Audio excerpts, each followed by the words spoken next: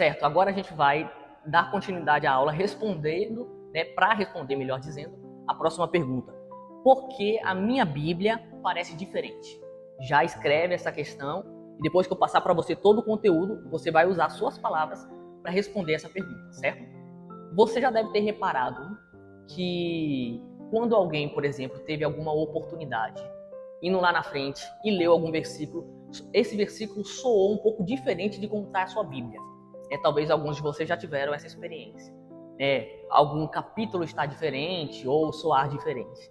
Isso se dá por quê? Porque parece que tem tantas versões da Bíblia e algumas versões que são diferentes da que eu uso. Por exemplo, nós vamos ver que existem muitas traduções da Bíblia, como nos dias de hoje, principalmente. Uma forma de você ver e conhecer qual é a tradução da Bíblia que você usa é só você olhar na contracapa da sua Bíblia. Tá vendo? Provavelmente está um pouquinho longe, mas aqui, ó, na contracapa da sua Bíblia, você vai conseguir identificar qual é a versão da Bíblia que você usa. Por exemplo, a Bíblia que eu uso, essa daqui é a João Ferreira de Almeida, chamada de Revista e Corrigida. E por que existem tantas versões da Bíblia? É porque existem várias interpretações? É porque existem várias formas de você interpretar a Bíblia de forma pessoal? Não. Porque quando nós vamos olhar o núcleo da mensagem que a Bíblia usa, por mais que você encontre uma linguagem diferente, você percebe que o foco central da mensagem, da frase, do texto, aquilo que nós também podemos chamar da doutrina, a doutrina da Bíblia não é alterado. Nós temos milhares de versões, tanto em português como em inglês. Por exemplo, a mais conhecida, nós temos a Almeida Corrigida Fiel, nós temos a Almeida Revista e Corrigida, que é essa versão que eu te mostrei. Nós temos a Almeida Revista e Atualizada. Nós temos uma versão que é extremamente popular entre os adolescentes, que é a NVI, Nova Versão Internacional. E nós temos aquela que tem uma linguagem bem acessível, que é a Nova Tradução na Linguagem de Hoje, a NTLH. São todas versões diferentes da Bíblia, porém, não são versões que se contradizem. Eis aí uma das belezas da Palavra de Deus. Nós temos acesso a tantas traduções da Bíblia que não se contradizem. E isso se dá porque cada uma dessas versões da Bíblia tem uma história específica, o do porquê. Lembra que eu falei que o hebraico, em alguns manuscritos, que é chamado de unciais, eles não têm vogais e não têm espaço entre si? Isso dificultou um pouco as traduções. Só que com o passar do tempo, acabou se achando outros manuscritos que já tinham as vogais, que foram acrescentadas depois, e também já tinham os espaços. Isso possibilitou que nós tivéssemos a possibilidade de ter várias versões da Bíblia usando vários manuscritos que foram encontrados. Para traduzir a Bíblia, por exemplo, eles têm algumas técnicas que eles usam. A primeira técnica que nós podemos chamar é a tradução por equivalência formal. O que isso significa? A tradução por equivalência formal, ela vai levar em consideração a necessidade de manter o texto exatamente como ele está escrito no manuscrito antigo. Ou seja, isso significa que eles vão traduzir palavra por palavra. Por exemplo, versões que utilizam essa característica: Almeida Revista e Corrigida, Almeida Corrigida e Fiel, e um pouco mais ou menos Almeida Revista e Atualizada. Eles vão fazer esse tipo de tradução palavra por palavra, às vezes mudando alguma palavra para a frase ter mais sentido. É por isso que parece, às vezes, quando você pega uma versão da Almeida e vai ler, e parece ser um pouco mais complexa para ler. Parece que você está lendo um livro de literatura antiga. Alguns até encontram dificuldades de entender. Isso se dá porque essas Bíblias usam essa característica de tradução, que é a equivalência formal. Elas traduzem palavra por palavra. Outra característica de tradução é aquela que nós chamamos de equivalência dinâmica. Essa tradução, ela já tem uma característica diferente. Ela vai valorizar a gramática da língua que ela está traduzindo e a sintaxe da língua que ela está traduzindo.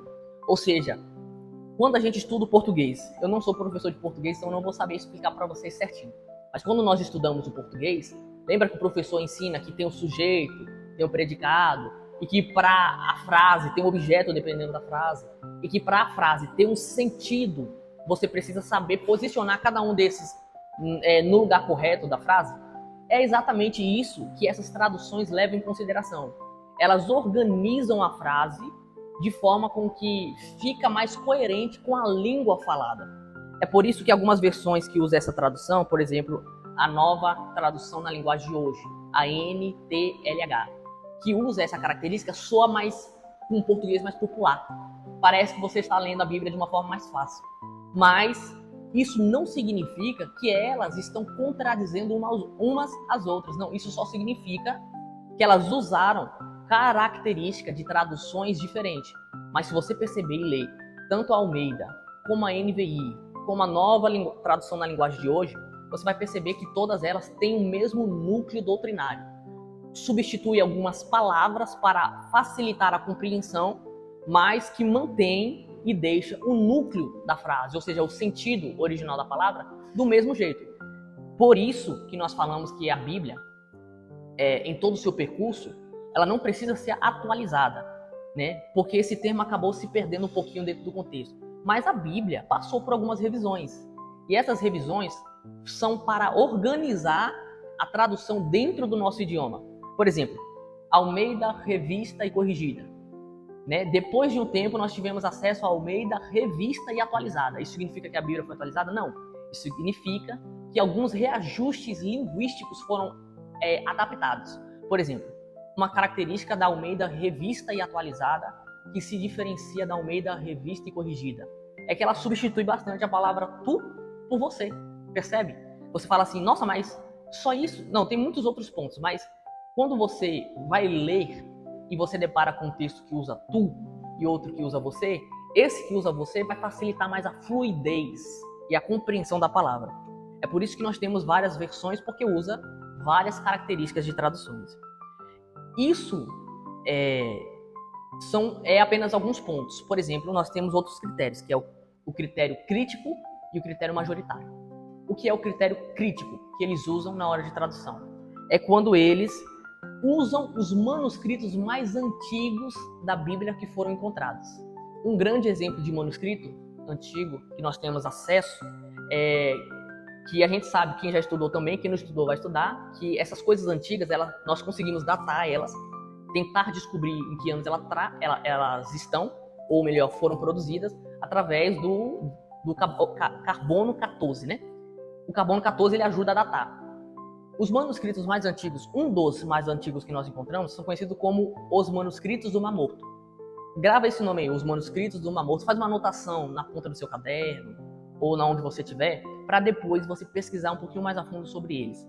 Você vai ver a belíssima história de como encontraram esses pergaminhos antigos, que quando foram fazer os estudos eram pergaminhos que falavam sobre a palavra de Deus. Esses são os manuscritos considerados mais antigos encontrados da Bíblia.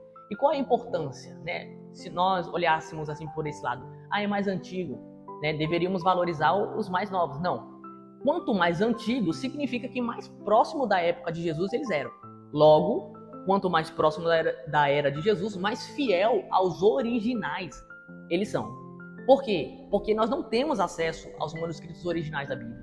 As cartas de Paulo, escritas por Paulo mesmo, né, ou por algumas cartas ele não escreveu, ele ditou, essas cartas originais, a folha original que foi usada lá, se perdeu.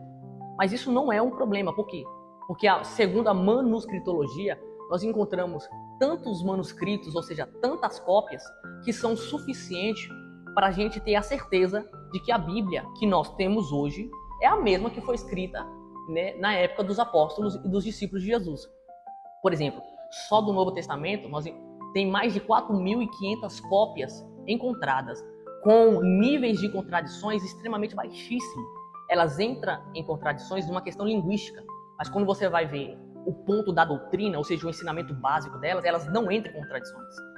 E isso é só para a gente ter noção das quantas versões da Bíblia nós temos, né, que usa forma de tradução diferente, mas mantém o mesmo significado, o mesmo sentido doutrinário.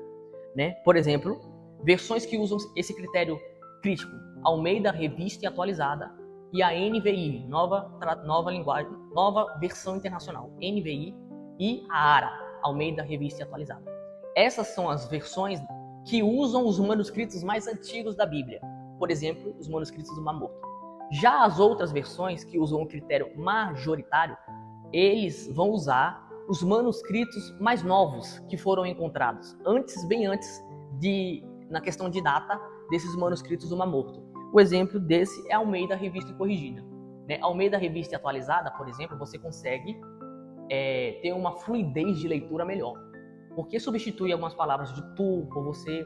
E não só isso, existem algumas questões de tradução que estão ligadas à cultura. Por exemplo, há alguns salmos que Davi usa a palavra chifre para simbolizar poder. Qual é a diferença da Almeida Revista e Corrigida e da Almeida Revista Atualizada? A corrigida vai traduzir a palavra chifre como chifre e a atualizada vai traduzir a palavra chifre como poder. É por isso que a atualizada parece ser mais fácil de entender, porque ela faz essa conexão com a cultura, e traduz da forma como deveria ser interpretado.